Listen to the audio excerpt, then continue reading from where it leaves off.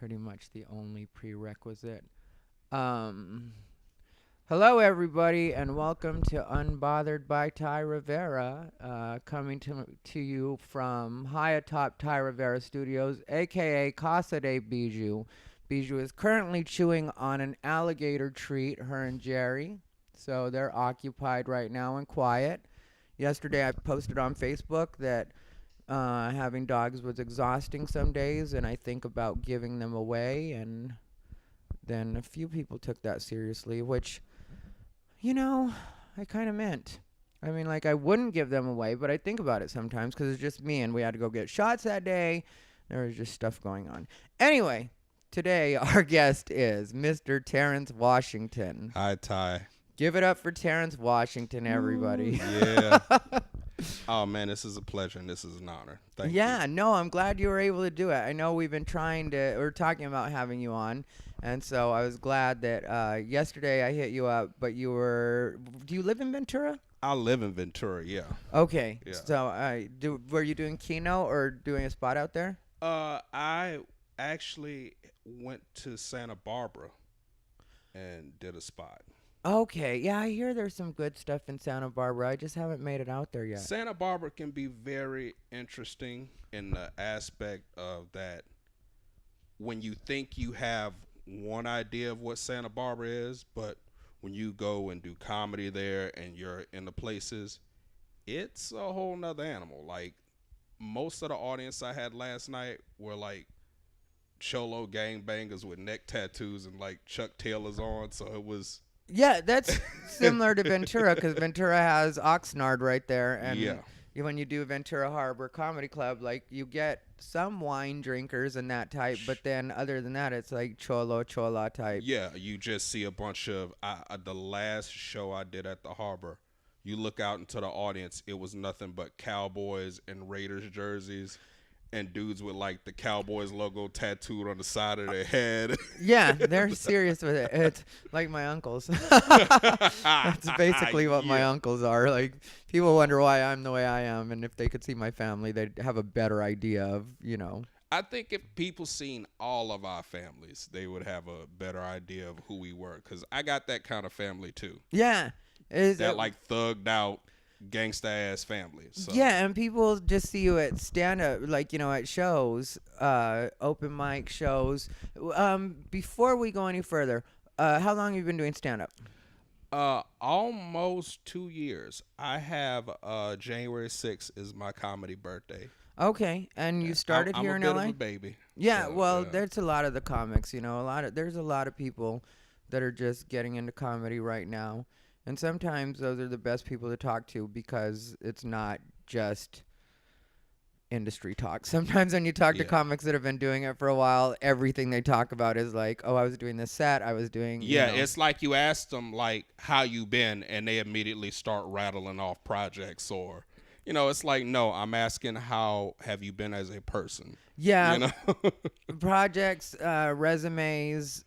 Yeah. It just gets like... Yeah, it's like, how you been, man? I'm prepping and just did my submission for the LA riot, and, I'm on the road, on the 26th, and I'm just like, oh, okay, yeah, I'm asking how are you really? And they give you the weirdest look when, you ask them, like, how are you really? Like, no, I'm asking as a person. It's like, huh? Yeah, one thing I found, though, is a lot of comics don't have a life outside of stand-up and just being at the mics and the shows, True. Like, it's weird to me because I always wonder where they draw from as far as writing. Yeah. But I guess, I guess if that's what they want to do, then... and it's one of those things, like, I feel you because I try to have myself a life out of comedy. Uh-huh. Relationships, a job, just friends. My friends outside of comedy. I have my comedy friends and I have my civilian friends, and my regular folks I go see. Like, I have friends who have never been to one of my shows, and it's okay. Yeah, most of my normal friends very rarely go to a show, non-comic friends. And when they do, I make sure it's a good one because I don't want them to get that idea, where it's because I get asked to do bringers in the non-bringer form, Yeah. like just for me to go and perform. Yeah. So, a lot of times I can say I'm going to be at the Comedy Store or the Improv, but it's not one of the official shows. Yeah. It's independently produced. Yeah. So, you know, they're, they'll have to sit through like 10 comics and see me go up for 7 minutes, Those and are rough, man. yeah. Those are that.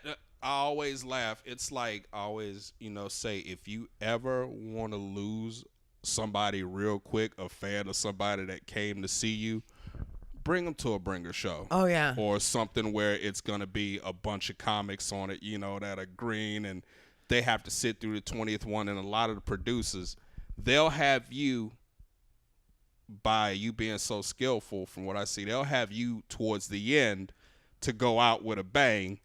And after people have sat through like 8 shitty comics in a row. Yeah.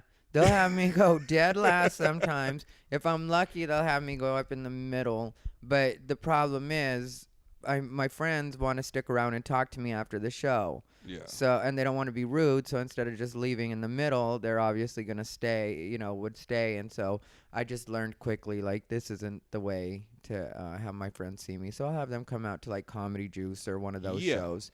And then, they get to be excited when they see, like, Chris Rock shows up every once in a while, or Dane Cook even. That Louis C.K. showed up.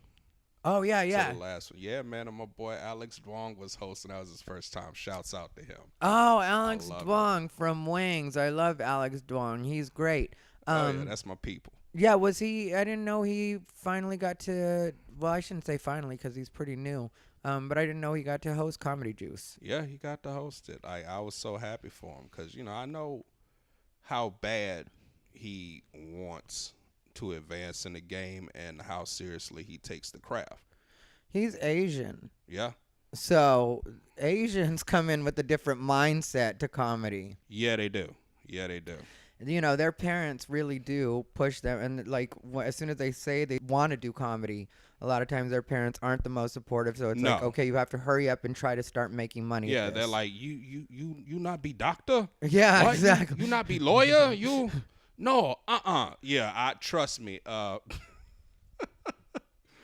The girl I'm dating is Asian, so and like her whole family, her mom, they know what I do, and they know I'm a little successful at it and becoming more and more.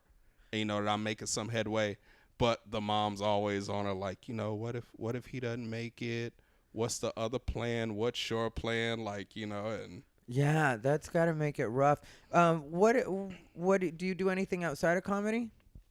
As far as work wise, or yeah, I work at a flooring company. Okay. And boss is pretty good about hours, and everything, and it's fine. But the weird thing is that I'm the only minority in the entire company.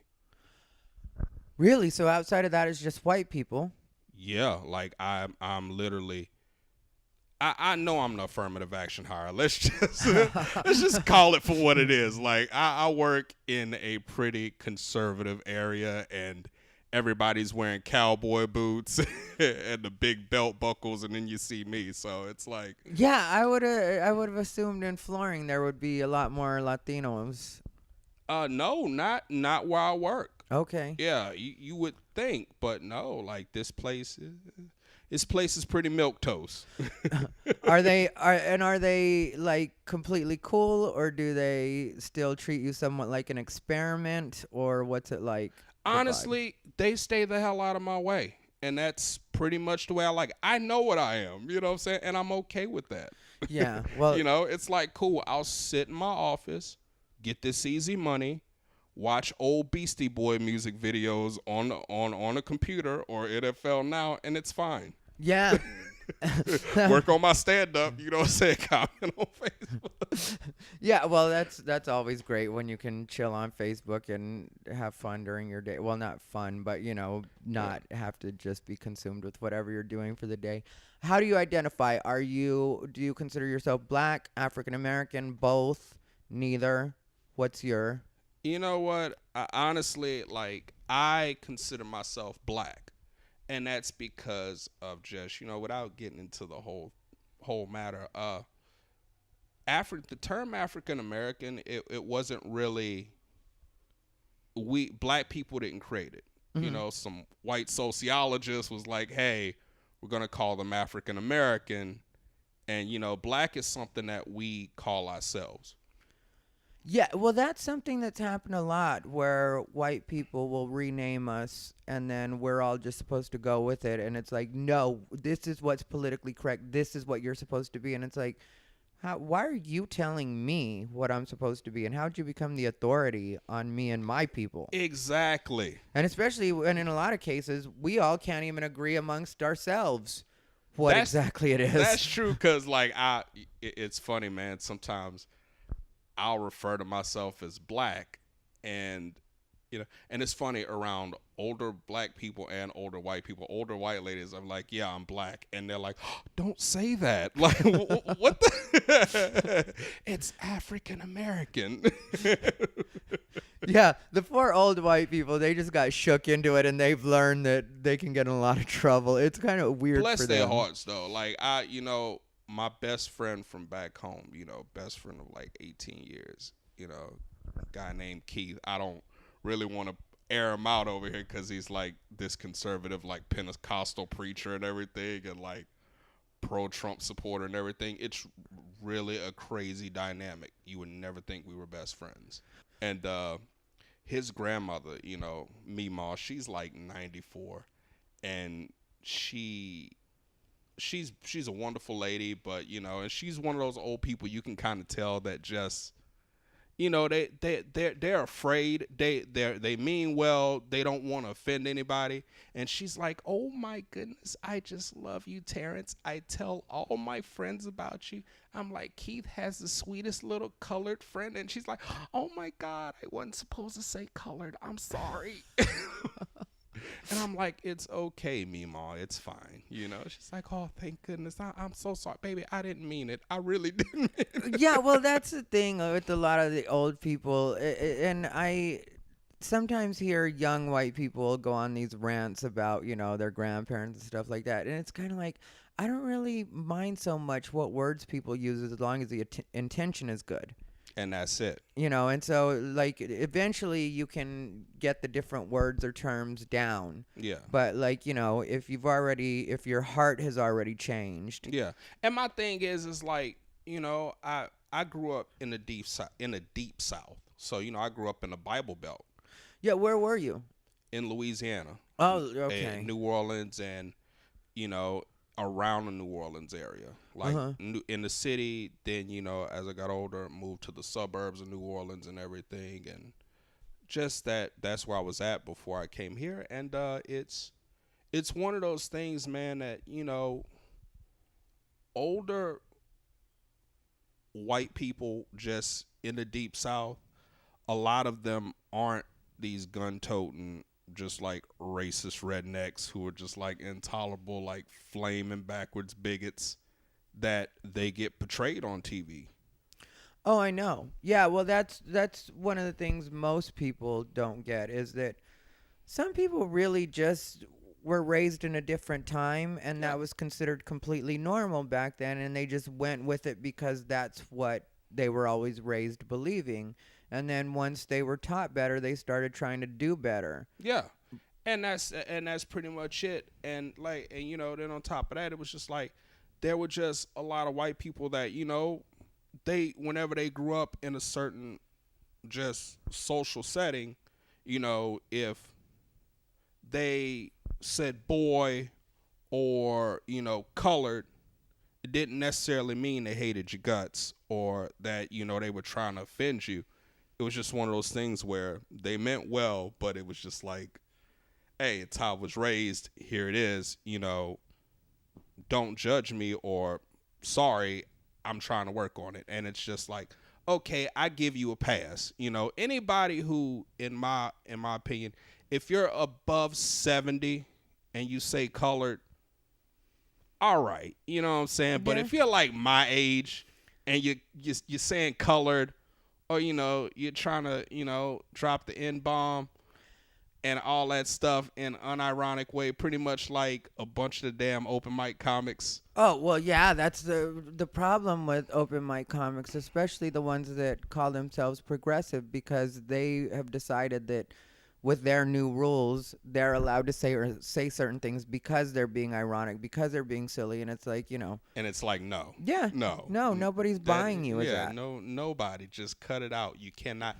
I'm like, just be like a decent white person and say the shit in your car with the windows rolled up with a rap song like Ghetto Boys and Drake. Can you do that, please? Don't say it. I know they say it. I know they say it. Oh, yeah. I know they say it when they're not in the company of black people, but don't say it around me. You know what I'm saying? Like, oh, yeah. Well, that's a big thing with me, where I've said it on stage before, where it's just like the only difference between LA and any place else is that in LA, people will keep their racism to behind closed doors. Yeah. In a lot of places that you go, people will just say whatever they want to say. Like, I'm from Arizona, and people say whatever they want to say pretty much any time, Yeah, it's Arizona. Yeah, man, that Arizona, that's rough, man. Like, yeah, it's pretty much like, I call it like the Alabama of the West. Yeah, well, but then also same kind of thing. Like, a lot of people have, progressed, but it's just a little But bit. I don't say it as a bad thing, but, like, Arizonians, we're like Southerners in a lot of ways. They don't give a damn, Yeah, well, we still have Waffle Houses. Oh. So any place you have a Waffle House, you're probably going to have open racism. You know what? If I could have a hash brown from the Waffle House right now, like, it would so be worth being called a nigger. Just like you like those hash browns, nigga? Like, yes, sir. They're delicious. Cheese, eggs, and raisin toast. Oh, my goodness. That's my meal at the Waffle House. Oh, that's yours? Yeah, the cheese, eggs, and raisin toast. And the sausage patties with, like, the egg on toast. Yeah. And the cheese. I haven't had Waffle House since I left the South. And grits. At Waffle House, I always get a side of grits. Eat the grits? Well. Yeah, but I'm not like... you're a brave man. Southern grits you guys are cheese, grits, and pepper. Cheese, salt, pepper, butter. But, being in New Orleans and Louisiana, we take it one step further. We'll put shrimp, all kind of stuff. Yeah, I've never had in Arizona, the people that I knew, and the way I have them is always just butter and syrup. Okay. Syrup? Yep. And grits? Yep. They're really good and sweet, but like a lot of syrup. Just go crazy with it. Look at you. He's like, diabetes be damn. Like, I'm going for this, but shit, you keep you in shape. Like, what I'm saying? You ain't got nothing to worry about. You can live a little. It's just once in a while. That's the reason, Once in a while, I go crazy. I just gorge myself on it. Like, that's my problem. I work out. Like, I lift weights, 4 or 5 days a week. Uh-huh. But I love to eat. Like, and I put it away. Yeah, I do cardio and weights like 5-6 days a week. Okay. And then I watch my eating, if I'm lucky, 5 days a week. Sometimes I'm good in 6 days a week. And then there's the one cheat day, which is Sunday. Sunday is always a cheat day. Oh, okay. But once in a while, it'll, like I'll be out on a Thursday with friends and we'll just decide to have something to eat. And, I work out so much that I'm not going to give myself a hard time about that. It's like, yeah, I'm going to eat whatever we're eating tonight. And that's cool. And I mean, you must got hella good metabolism, cuz it's just really the cardio that does. It's better, like, more than my metabolism, because I've had, points in my life where I've not worked out and gained quite a bit of weight. At one point, I was 40 pounds heavier. Really? Yeah, and I really feel like my body wanted to keep going. It was like, keep going, keep going. Just go with it. We like this. Oh, hell yeah. Then I had to use, a little bit of leverage to get myself out of a couch one day. And I was like, okay, this has to stop. Oh, did you make the noise? Yeah. That like There was that. Oh. Yeah. But I rocked it. Yeah, you have to rock. Because I have to do that if I'm in too deep of a couch. And a couch, like, I probably have to get up. Whenever I get up from here, and I'm going to have to rock and just kind of, like, use the momentum to, like, throw myself. Yeah.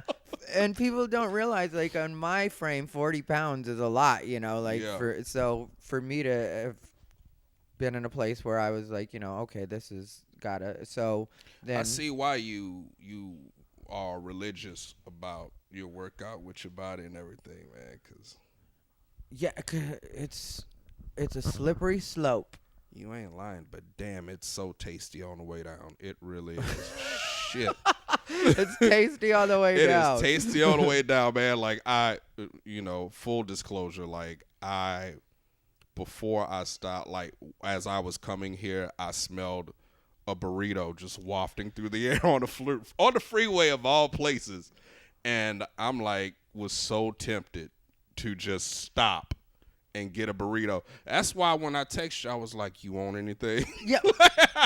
Welcome to my all the time life. I'm Mexican and I always smell burritos and stuff in this area. And it's always like the urge to be like, you know, I don't really need to diet like this. I'm too skinny. I don't think I'm healthy right now. You know, you start trying to justify in your head all the reasons that you shouldn't.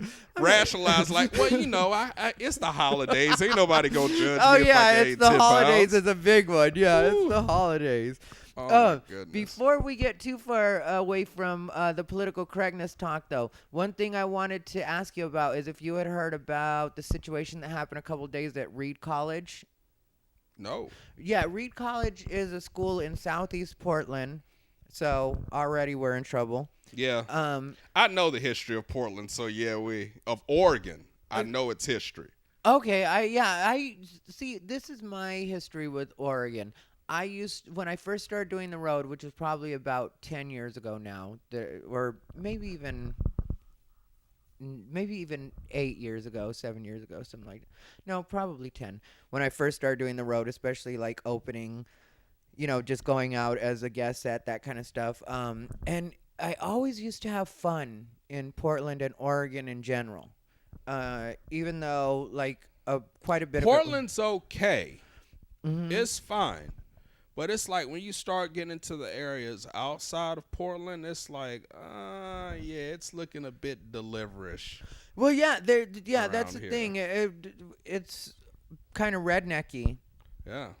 Oh, Well, actually, very rednecky. In certain yeah, areas. that's Yeah. Like you're just waiting just to like pass by and it's some man just strumming on a banjo. Yeah, because I did a lot of We don't Roseburg like your kind and around here. yeah, that definitely the vibe in certain areas. But I always had fun out there, even though I had to learn to like adjust my act in certain ways. Because certain areas they didn't have a big Latino population, so in those areas I couldn't do certain jokes that were kind of Latino specific. And so Reading the room, man, that's a pro. That is a pro. Yeah, well, you just had to, you know, because if not, you were just going to eat it. And so I got used to that. And then Portland, which, you know, occasionally I'd get to do some Portland stuff, and that was always great.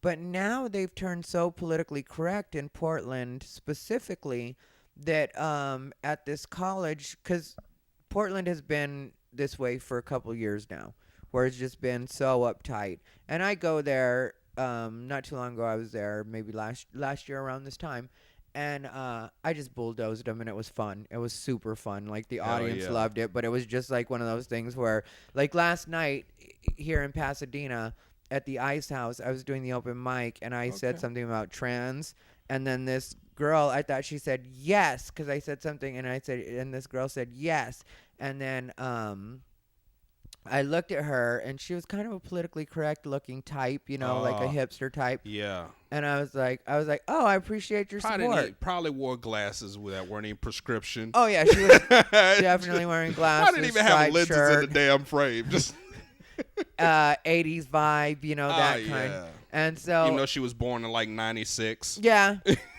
Yeah, young kid, and she was a young girl, and so I was like, I appreciate your support, and she was like, I said yikes, and then I was like, oh, well, either way, this is gonna happen. And I so know that's right. all the comics start laughing, and then I just continue doing what I'm doing. But Portland has turned like a similar way. And what happened was in Southeast Portland, the woman who actually made the movie Boys Don't Cry. Okay. I remember that movie. I like that movie. Yeah, for anybody that Hilary maybe Swank. Hilary Swank, Yeah. she got an Oscar for it, I believe. Yeah, and- that was the movie that put her on the map and like erased all traces of that Karate Kid movie she did. Until I just brought it up. Yeah, And- she really could have gone down a bad road there with that. Man. But you want to know what's so funny? Now, if they would have made that movie was ahead of its time. If they'd have made it now, that movie would have like easily did $100 million in the box office. Oh yeah, but huge movie as far as like for the trans community and the LGBT community. I was talking about the Karate Kid movie. Oh yeah. Yeah, like because she's a female protagonist and all this stuff, and the man and that movie would have Yeah, now it definitely would have been with the feminist level or feminist crowd. It definitely would have been good. But like with the Boys Don't Cry situation, what happened was this filmmaker went to Reed College to go talk to them, and her name is Kimberly Pierce. Okay. And they decided to protest her and shout her down. She got called a cis white bitch. What? Which always makes me laugh when somebody gets cussed out like that. Just hearing somebody get called the white bitch. It's the best. It's the best. Oh man. There's a part of me that's feels bad for her, and there's also a part of me that's rooting for them. There's a part of me like, yes, embrace it. You're like Lord Emperor Palpatine and everything. Yes, embrace the hate. Yeah, no, I'm definitely. But of course, she's claims to be mixed race, which I have no problem believing. Oh, she's Rachel Dolezal. She's Latina and white. Yeah, So y'all's Rachel Dolezal. Yeah, she's the Rachel Dolezal of the Latino community, quite possibly. But so they were mad at her because they thought that she should have used a trans actor at the time. The movie was made in 1999. I don't even think there were any trans actors that were active or active allowed to be in. I don't even know what. It would have just been like three. It would have been like Chi Chi, LaRue, Divine, and RuPaul. Like that would have been. Yeah, and all of those are drag queens. That would have been it. You know what I'm saying? Yeah, they're definitely not. So it's like these people are retroactively upset.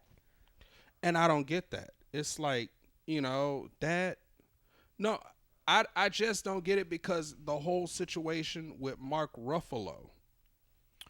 Which is the Mark Ruffalo situation? Where he was casting this movie and it was this outrage because. Yeah, where he instead used Matt Bomer. I know what you're talking about now. Yeah, and they thought he should have hired a trans actress. Yeah.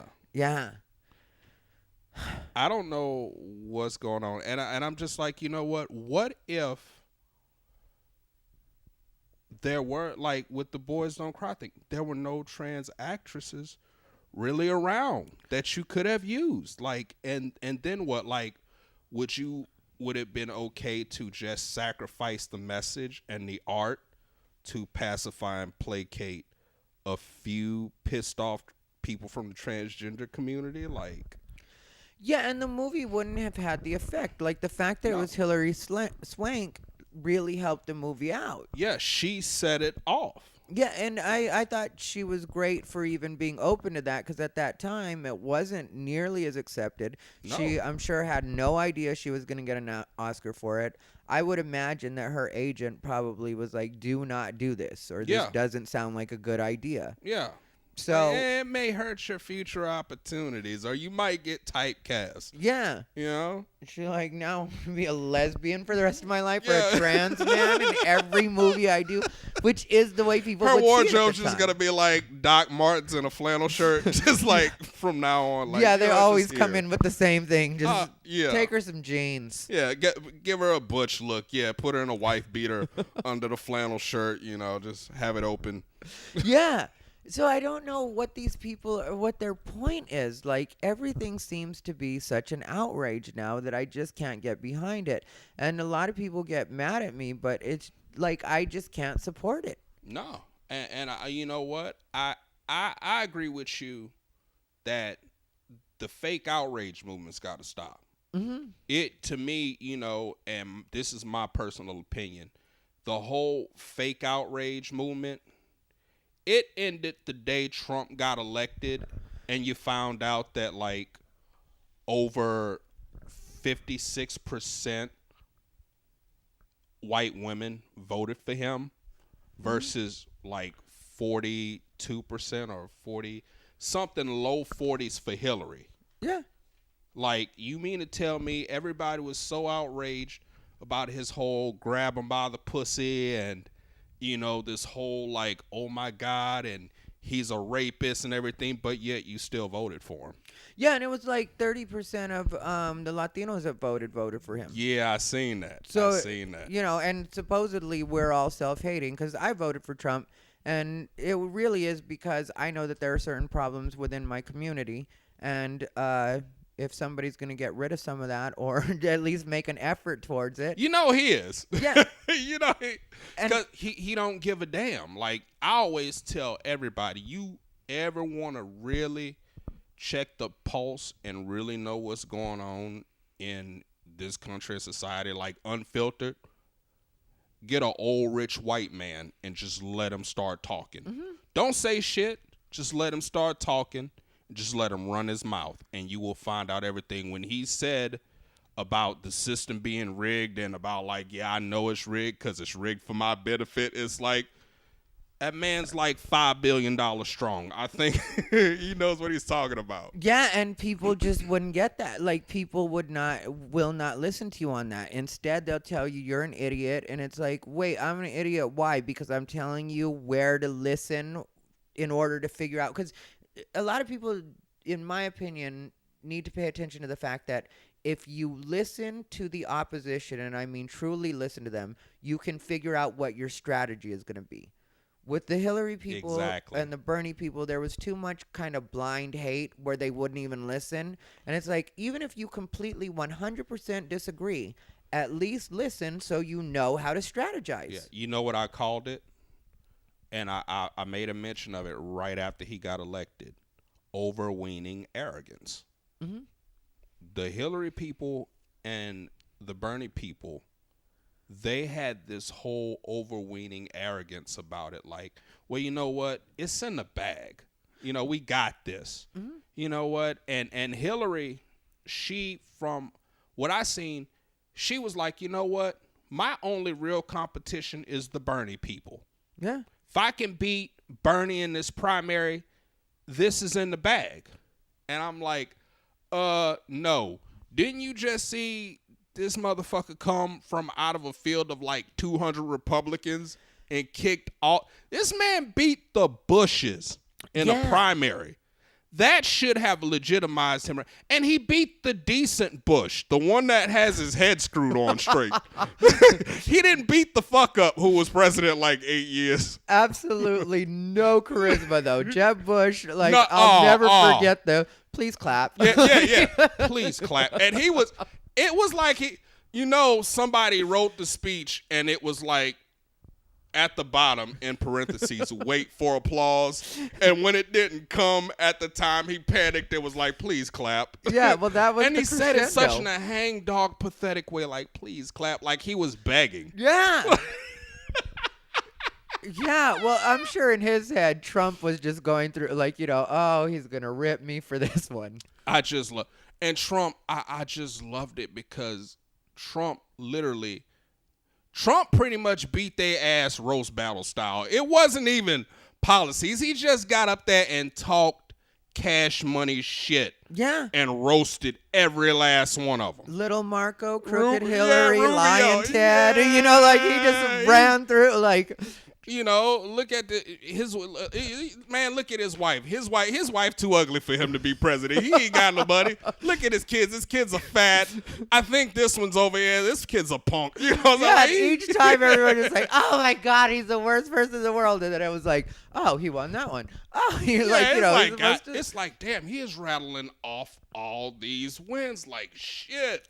Yeah, and that's what I kept telling people too, and they wouldn't listen to me. This is why I was such an "I told you so" just for a day or two after, because it was like, you better than me. I'd be like that for 6 months. Like I would just randomly tweet shit for the next 6 months. Like, I told you so.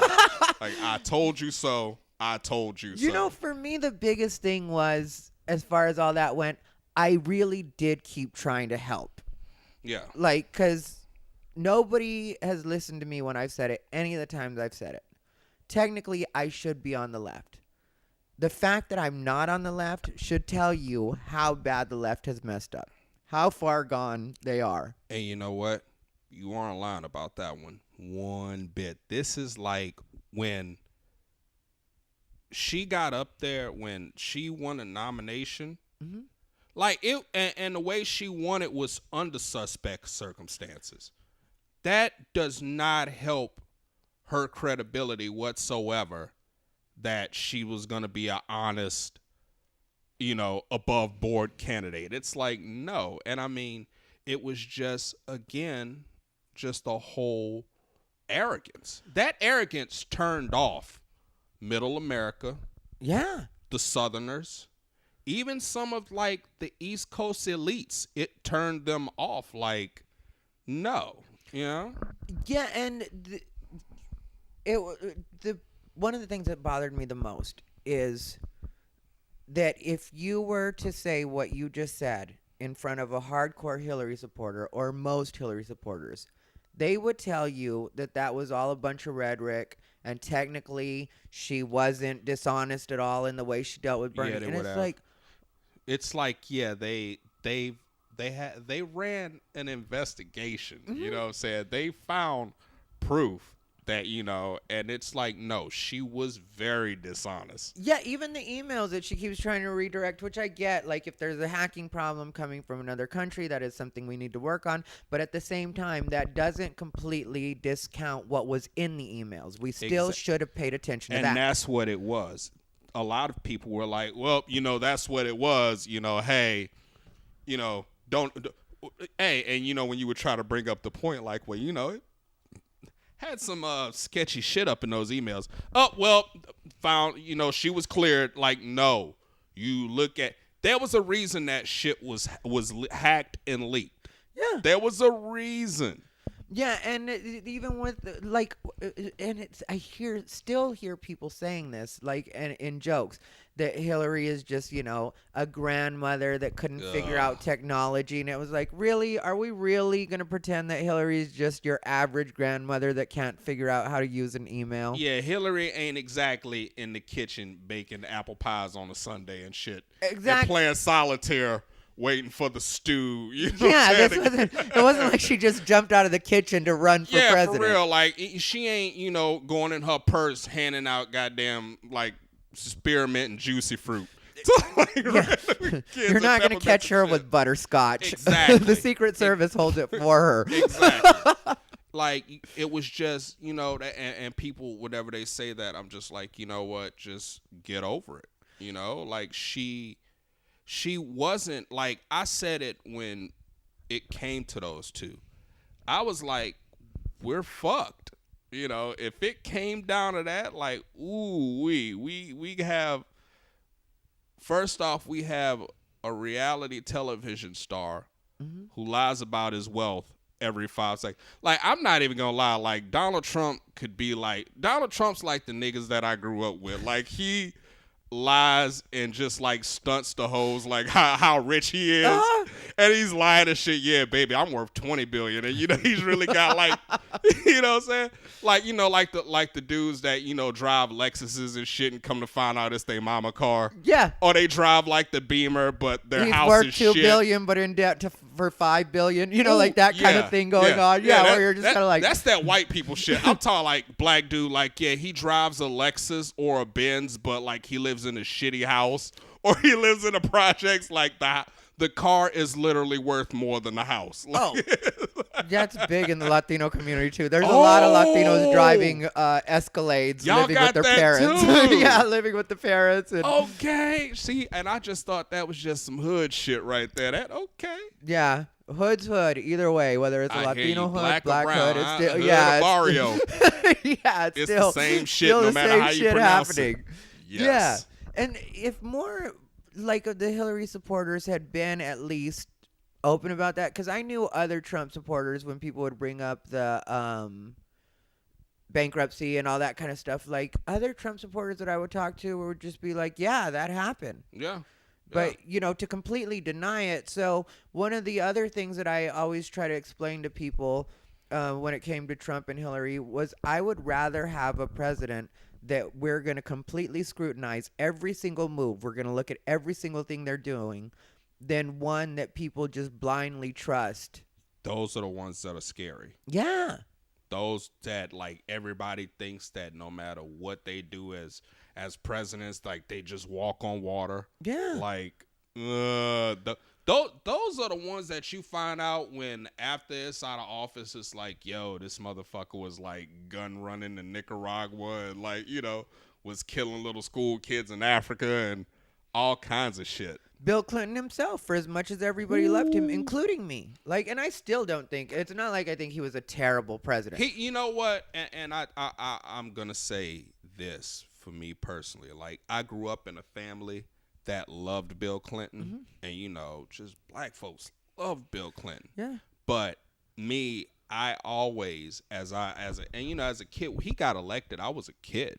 Yeah, me too. And, it was just like, as I got older, I'm like, was he really all that awesome? I'm like, this motherfucker, like, okay, he cut a lot of job programs, for the hood. He had like, all these, and when he did the welfare reform, he cut out a lot of social programs and put out this tough on crime bill that like locked up damn near everybody in my family. You know what I'm saying? And I'm just like, like, was he really all this great? And like, one thing I give him, that is a charismatic man. Yeah. Jesus Christ. Like he could sell ice to an Eskimo. He could sell fire in hell. You hear me? Yeah. And he really did, even though this is going to sound stupid to some people, he really did help America as a brand. Yeah, he did.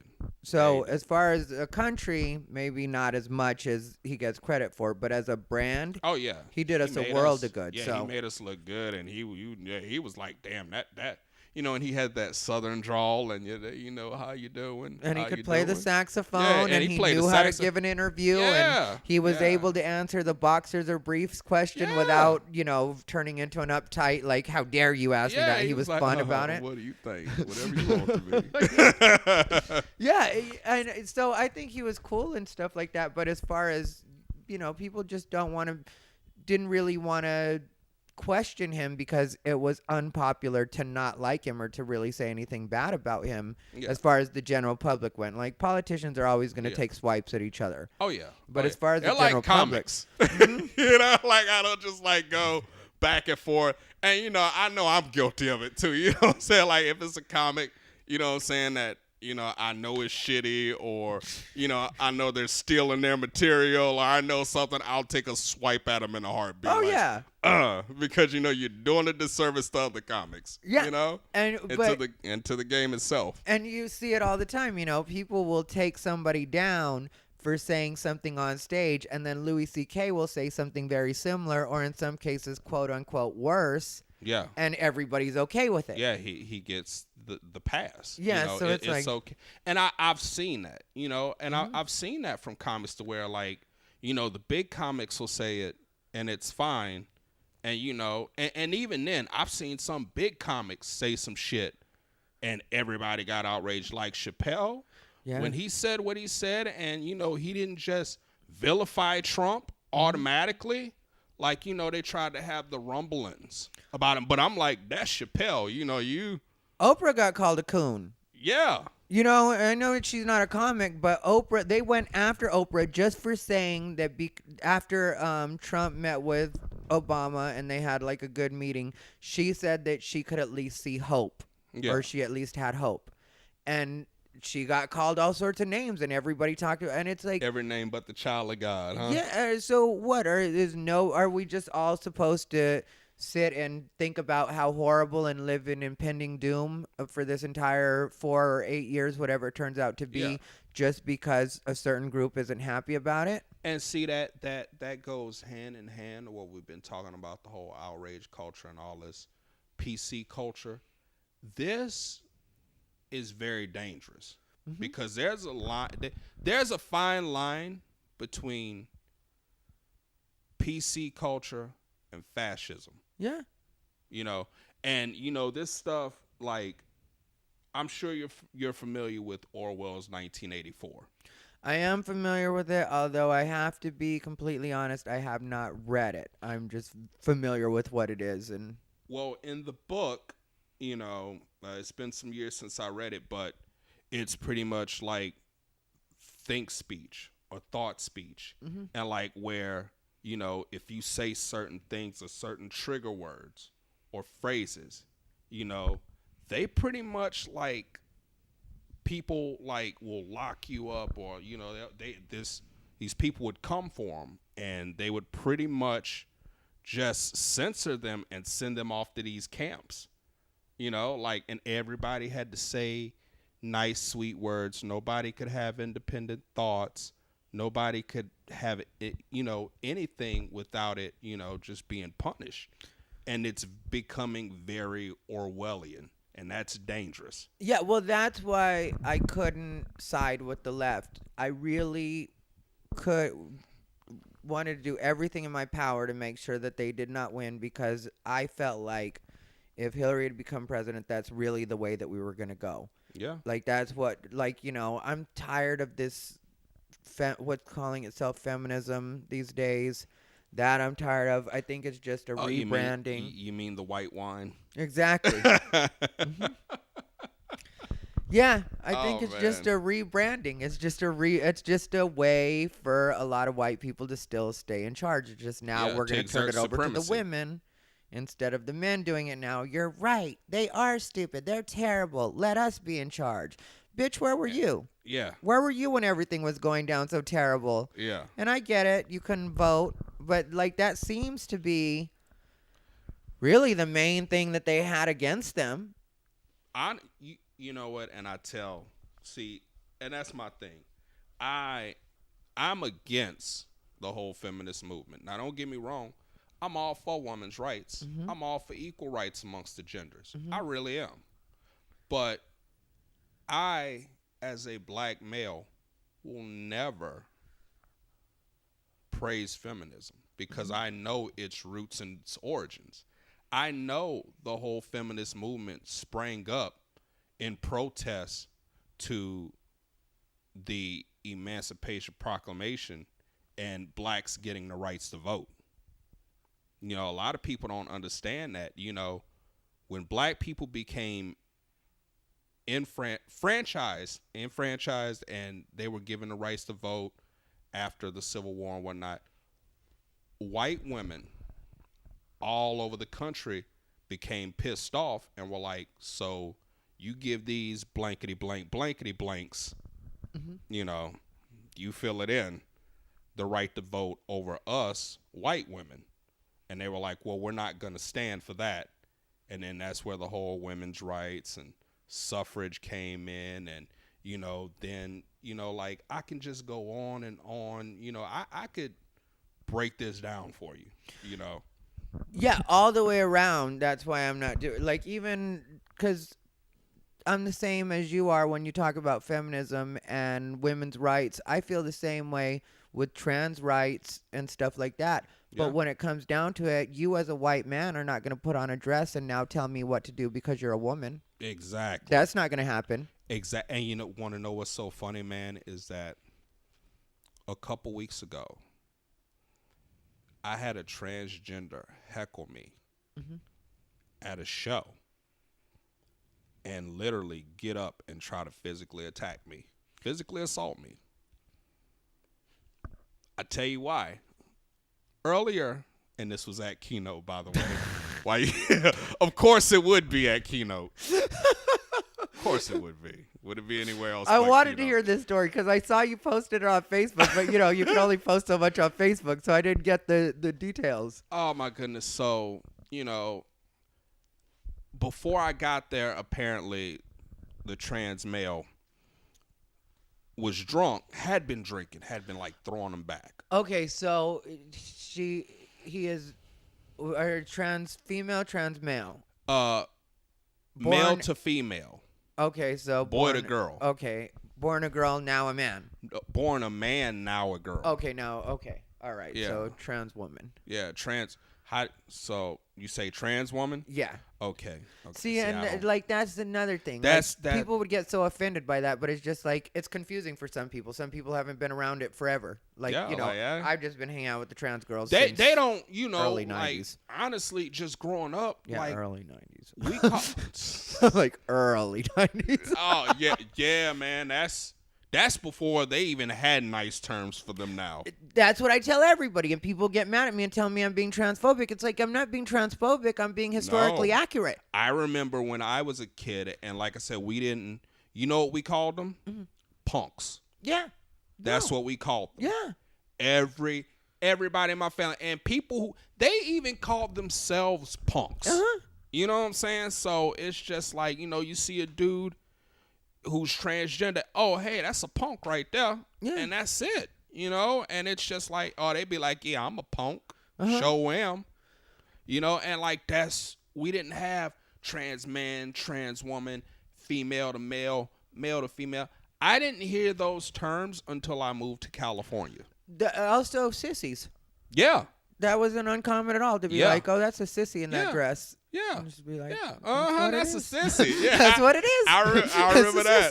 I remember that, man. Like, and it's funny, man. Like, I just remember because I have my younger brother's gay, and he's out and proud, and it's like, I just remember, even as kids, you know what I'm saying, like, he would, refer to himself as a sissy. Mm-hmm. Or, he'd be like, I'm such a sissy. And it's just like, okay. And even like dudes who weren't necessarily gay were called sissies. Yeah. Like, it was any guy who had like My effeminate mom grew up traits. with the guy that they called Sissy Moreno. Like, that was really what they all called him. And he wasn't supposedly gay or whatever. It wasn't okay to be gay. But they all just called him Sissy Moreno.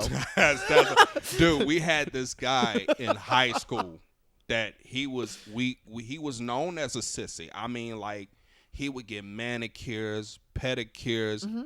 He wore makeup, all kinds of little stuff. But he was fucking so many dudes' girlfriends on the side. It was like when it finally came out, because like one day he just said, fuck it. And something happened. And he just, because some dudes were fucking with him, and he just started spilling it all out. I'm talking like pictures, notes, letters. And so it was like a bunch of dudes going around, yo, did you fuck so-and-so too? Did he? I seen you hanging around him 2 Thursdays ago. Like y'all went out for petties. That's really what happened, right? Like. That's what people won't acknowledge, though, is that, like, this stuff has all been around, and the different degrees of it has all been around forever. It's just people weren't politically correct about it. You could say whatever, and there's nothing wrong with being historically accurate or saying this is what it was when I was growing up. Yes, we have transitioned into another part where we're a lot more accepting. Yeah. But, like, when I hung out with the trans girls, it really was hard for them in a lot of cases. Like, most of the girls I knew were prostitutes, and not because they wanted to be, because they had to be. They had to. And they would supplement that with their crazy checks. They would get the GR checks because, and so that was the hustle. Yeah. And if they wanted to work a regular job, what they had to do was, if they were, now trans women, what they would do was they had to, like, pushed down their chest, Yeah. like put on a binder. Put on, that ace bandage and all that Yeah. stuff. Yeah. And put a ponytail so that they would look like a quote unquote man again. Yeah. And, you'd see these strange looking men working, crappy jobs with no eyebrows and stuff like that really lived as women for the most part. I laugh that you say that because, and just disclosure, me growing up in New Orleans, man, and, New Orleans is one of the most gay friendly places, like it's more gay friendly there than it is here in certain aspects, because how you said guys who would have to get jobs here, they would have to no, we had big ass sissies in full regalia. Yeah. Like you had, like, I shit you not, you would have big ass Rolando McClain looking niggas. Like, I'm talking 6'4", 250, working at Circle K and shit. He got his hair all done, long ass Janet Jackson box braids, and this motherfucker's got on a goddamn, like, Circle K vest, smock and shit, with some fucking Juicy shorts and shit. You know what I'm saying? Some pink ass, like, booty shorts that say Juicy on the back and shit. He got on his makeup, his nails, all that shit. You hear me? He like, I don't give a fuck. Play it down for what? This is who I am. These motherfuckers knew what I was when they hired me. Yeah, no, and that's where you guys were very fortunate for that. And I knew that New Orleans has always been known as an anything goes and be who you are type of thing. That's what it is. I was living in Vegas, and people think the same of Vegas, but Vegas was really nothing like that. Vegas is really a conservative town that mistakes itself for a city, or that other people mistake for a city. Hey, man, when you see all the big ass buildings and shit, it's like, oh wow, hey, look, it's a city. But man, outside that strip is bombed the fuck out. You hear me? That shit is ashy. Yeah, that's what it is. And especially when you go to North Las Vegas, Northtown, what they call it, like, and it was not okay. Like, all the trans girls I knew had to work that hustle. Like, that's the reason they were there, because you can make more money doing prostitution in Las Vegas than probably anywhere else in the country. Yeah. And so, they would live good lives as far as financially, but as far as what they were going through, and a lot of people don't get either that a lot of the girls I knew had been raped on calls, and like, there's no one you can tell, because if you go as a prostitute, the only difference between rape and turning a trick is you don't get paid. That's it. And that's it. Yeah. That's it. And the cops aren't going to defend you, especially when you're trans. I once got... It's dangerous for, like, anybody LGBT. Yeah. All the acronyms. Like, you hear me, you see me over here trying to strain to say it. And, like, it's just dangerous for them in that life because they don't have any protection. Yeah. They don't have a legal protection. They don't have, like, they are a law unto themselves. Probably like the dude earlier who, popped his ass, then showed me a vest full of steak knives. Yeah. Talk about, I stay ready. I'm like, I'm sure. Yeah, well, sometimes when you see the girls and guys like that have gone crazy, I guess you would say, or like completely lost it, you do kind of get it, because it's like they just probably have been through a lot in their life, and at a point you get tired of the struggle to fight. Yeah, and it's dangerous, for, like I said, just for a lot of gay and transgender people out. It's dangerous. Yeah, and then they got you picking on him at the keynote. Yeah. You got to tell me the story with the keynote, though. Oh, Jesus. So, like, apparently before I got there, he had been hammering them back, and they had a different host than the usual one, and it was the guy's first time hosting and whatnot. Bless his heart. He went back for it, too. I love it. And so he got up on stage, made an ass of himself. He tripped, fell over the bar stool, so, This is the host? No, this was like the transgender. Okay. And so the transgender's all, his pride is hurt. So she was trying to do comedy? No, she was just trying to be like, look at me. Ooh, I live the nightlife. I like the boogie on this disco. All right. we both had to start dancing on that one. Yeah, that one. There was a shit. dance break. You guys Oh, at yeah. home missed it, but Oh, there yeah. was a dance Good. break. Hey, shit. Top dancing his ass. I ain't mad at you. Go ahead. You got some rhythm over there. Oh, shit. But yeah, like, so I get there, and a lot of times, man, they'll have me go up last or towards the end to close the show out strong. You know, Yeah. sort of like you. I'm not on your level, but, you know, I'm trying to get there. Yeah, no, I know what you're saying. Closing it out. Just, Close it strong. Yeah. And so, you know, the comic that was before me, you know, bless his heart, he tried to riff. He tried to do a bunch of stuff, went up there unprepared and, like, pissed off the whole crowd.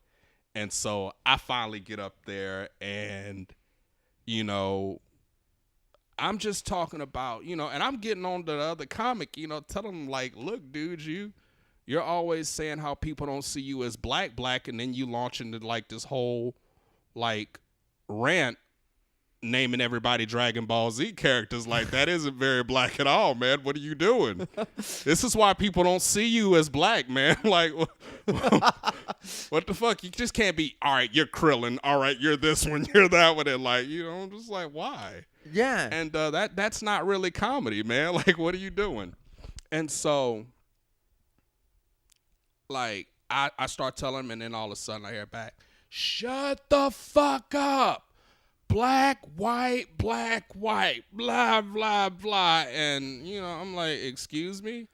And you heard me. Shut the fuck up with that shit. It's always that shit with you. And I'm like, hold up. First off, that wasn't me who was up here. I just got up here. I'm like, so you just busted yourself out. Like, wrong black guy. You know what I'm saying? Like, so, and everybody in the audience, the manager, the bartender was like, they were like, it wasn't him. They kept trying to tell him that it wasn't him. And he wasn't hearing it. And then, you know, I'm just like, you know what? I at one point, I just kind of like blanked out. I was like, you know what? Fuck you. Sit your ass down. Shut up. Yeah. You're not going to joke police to me tonight. Kiss my ass. This is what's wrong with comedy now. And all of a sudden, she bust out, I'll come up there and bend you over and fuck you in your ass. And I'm like, excuse me? I'm like, that language is very unbecoming of a lady. Aggressive. And then, you know, so then when I seen her getting up, I was like, oh shit, it just got real. So I switched into fucking bouncer mode. I bounced at a strip club when I was in college in the French Quarter in New Orleans. So I just automatically just switched into bouncer mode. Like, okay, it's go time now.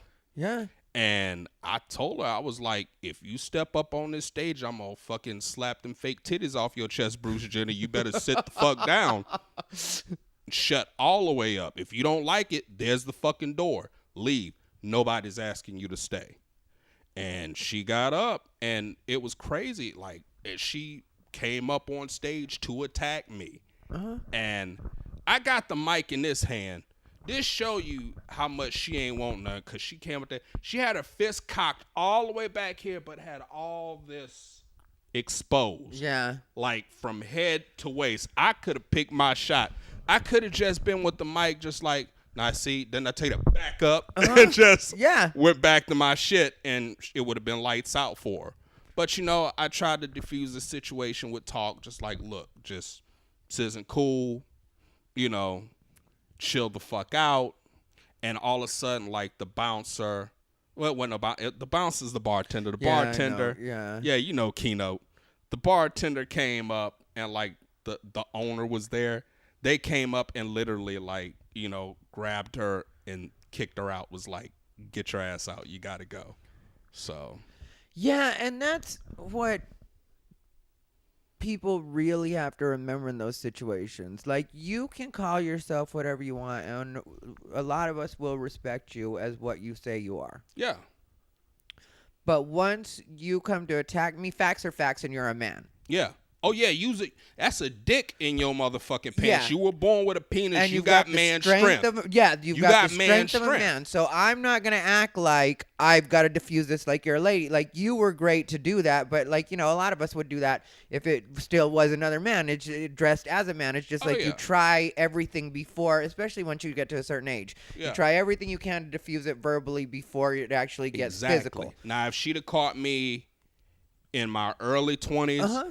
when I had something to prove, you know what I'm saying? I That's was all trying to of get us. some rep. Yeah, that's all And of us. before I was a father, oh yeah, it'd have been on and popping. Yeah. It would have been on and popping. I would have beat the brakes off her motherfucking ass. His ass, whatever you want to call him. Yeah, and I'd have beat. It would have had a well whooped ass. Yeah, and when at I that was done. point, it can't be a hate crime. It's like, I hate when people hide behind that. It's like, no, that's not what it was. That was you being an asshole, and had you been anybody else, you're right. At And that point, see? you're not anything but a person attacking me. Exact. And see, all that started playing in my mind. I Mm-hmm. was like, oh my God, if I punch this transgender out, do you know how many people? Oh yeah, and by the way, the comic that was fucking like made the situation like that in the first place. Uh-huh. This asshole was taping the whole thing and was just like, I pointed him out. I'm like, that asshole, did he go look at the camera like, I didn't have nothing to do with it. I'm like, man, get the fuck out of here. Like, it's like, you did this shit, dude. He's gonna fucking tape the shit. And I'm just like, and he fucking put it up on goddamn Instagram. Like, he put up that piece of it. And I'm just like, if somebody would have seen that video of me punching this transgender out, it would have been like, this black dude is beating up on this white girl and let's lynch him and shit, and it would have been all out. So Did you ask him to take it down, or did he take it down? Nah, he ain't took it down. Yeah. He ain't took it down. Like, because it was just that little piece there and I didn't, and they see the people getting up and they're separating us, and they have me moving back, and you could hear me clearly on the video saying, I'm not being the aggressive party here. I don't want this.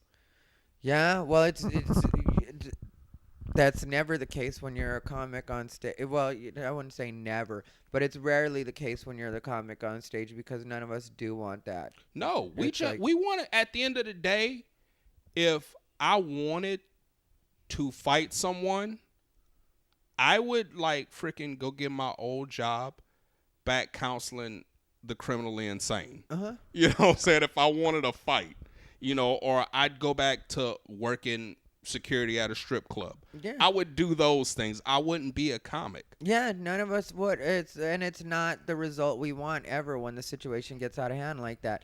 It's you can handle that situation the way you want to. I personally would ask that comic just to take it down. I mean, Yeah. I don't like that everybody wants to record everything now. Yeah. It's like, let's It's that just leave world that in our star. memory. Yeah. That we're living in that world star age, man, where it's like everybody wants that world star hit. Yeah, let's just leave that in our memory and let it. That'll be a story Yeah. for amongst us. You know what I'm saying? Yeah, no. Yeah. But And yeah. You want and the crazy thing, so me being, I don't know why. Sometimes I feel like I actually had a couple comics, Alex being one of them, telling me sometimes I'm too nice for my own good. So what I did was that I went out to try and talk to the transgender and ask them, why did they do this? And like I went out and asked them, like, what's the problem? Like, why did you do this? And they went on this rant about, well, every damn time, and I'm transgender. And I was like, but nobody attacked you for being transgender. And I said, you were the aggressor. Who and the bar manager, everybody had to come out and be like, you were the aggressor. He didn't say anything. Yeah. It wasn't him. And like, you're making it this issue.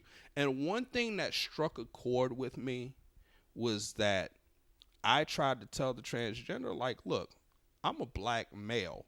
I have it rough. I know what it is to have it rough. And she said, no, you don't. Exactly.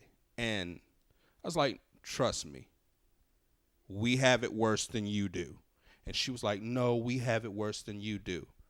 And I said, trust me, the day the police start blowing away transgenders, like unarmed, is the day you will see a lot of legislation in this fucking country. If they had a rash of transgenders, like this epidemic of transgenders being gunned down by the police, they would enact some kind of legislation to protect them so quick. No one would be saying, what did that transgender do to deserve it? Now they would. Back in the day, they would have done that shit and nobody would have known. Yeah, exactly. Yeah, it would have been like, you know what, just... It's unfortunate, but... yeah, we just got to cover it. Suicide. Yeah. There you go. Suicide. But yeah, you're right. Nowadays, it would turn into a whole... It would not be anywhere like... Dave Chappelle even has a bit about it. Like, if they started shooting down transgenders and shit, you would see niggas walking around in purses and high heels. Nigga, I hope my shoes are back. So ridiculous. But that's the thing, and I'm just like, are you and are you seriously saying that you have it worse than me? I'm like, there's no way impossible. And it's like, I'm not trying to sit here and argue who has it the worst, but it's like, let's be real here and cut it out. You were just an asshole that got up and shot your mouth off, heckled me on stage, and you realize you were wrong, and now you're trying to play the, oh, I'm being discriminated as against a transgender card. Yeah. You're trying to play that one. Well, that's kind of where everybody is now, just everybody's the victim. So where can people find you? Where can, do you have a website? Do you... You can, I'm on social media at Instagram, Facebook, and Twitter at Terrance, all one word, HAHATERRANCE, and my comic page, Terrance Washington Comedian, that is T-Wash Comedy, and you can like stop there for like any show times, dates, anything like that. All right, I'll make sure to put that on the description for the on SoundCloud, and also I'll put as much of it as I can on Facebook, as much of that. I appreciate it. And by the way, look, I just want to say thank you for having me, and I love your interviews. I love the SoundCloud. I listen. You probably see me liking. Yeah, I have seen you like. Yeah, I have all seen of you them. like. You're like, what the hell? And like, I sit there, I listen to them, like, and they're entertaining, they're engaging. And it's something that's needed. Thank you. It really is, because it's a dissenting voice. It's an unfiltered, honest voice. Your truth may not be everybody's truth, but you know what? It's your truth, and that's something that's sorely needed in these days. Thank you. At the end of the day, we all got to stay unbothered. I know that's right. Go ahead. Good to have you, Terrance. Thanks for having me. Of course, yes. No, I'm glad you were able to do it. Everybody, you can find me at americasfavoritefag.com. This is Unbothered by Ty Rivera. Thanks for listening.